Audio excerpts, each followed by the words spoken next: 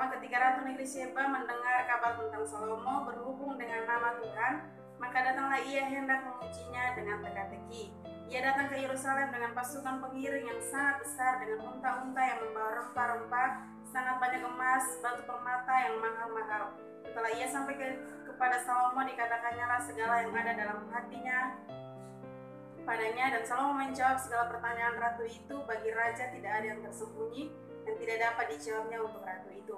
Ketika Ratu Negeri Sheba melihat segala hikmat Salomo dan rumah yang telah didirikannya, makanan di mejanya, cara duduk pegawai-pegawainya, cara pelayan-pelayannya melayani dan berpakaian, minumannya dan korban bakaran yang bisa dipersembahkannya di rumah Tuhan, maka terkenganglah ratu itu.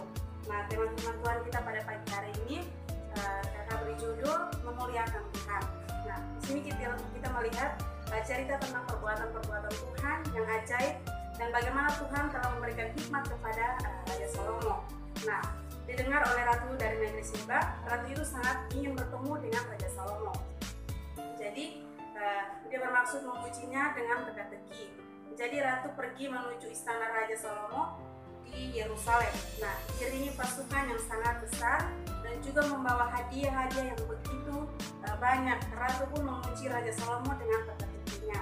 Nah, di sini kita melihat Raja Salomo menjawab semuanya dengan mudah.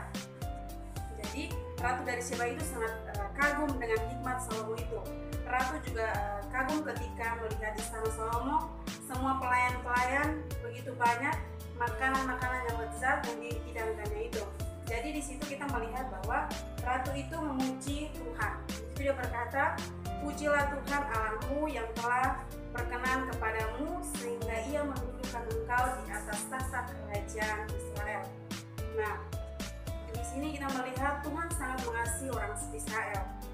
Untuk selama-lamanya maka ia telah mengangkatmu menjadi raja untuk melakukan keadilan dan kebenaran.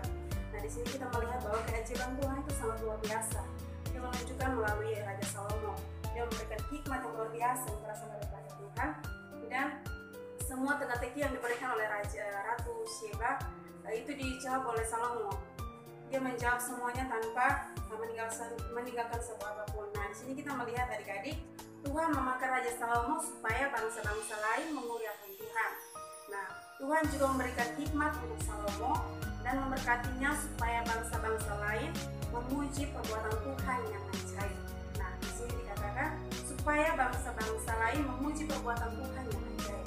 Nah, di situ kita melihat bahwa Tuhan memberikan hikmat yang luar biasa pada Salomo dan juga memberikan istana yang megah, tata yang megah, dan dia juga memberikan pegawai-pegawai yang luar biasa yang bersama dengan Salomo.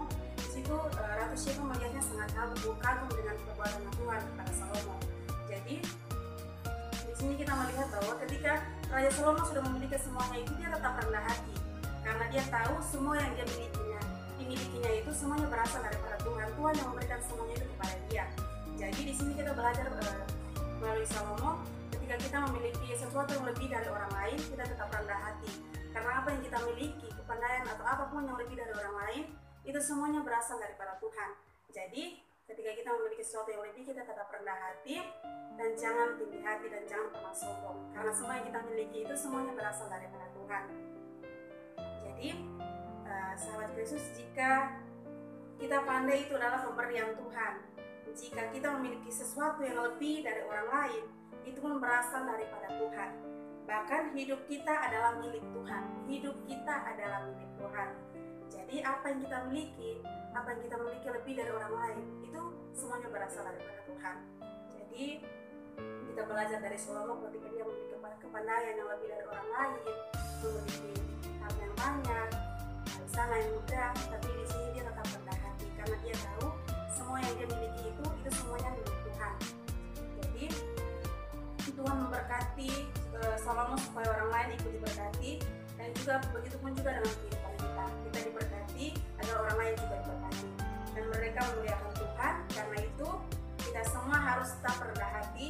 Jika orang lain memuji, katakan bahwa semua itu adalah karena berkat Tuhan. Jadi ketika kita memiliki sesuatu yang lebih, orang lain memuji kita tetap rendah hati karena semua yang kita miliki itu semuanya berasal daripada Tuhan.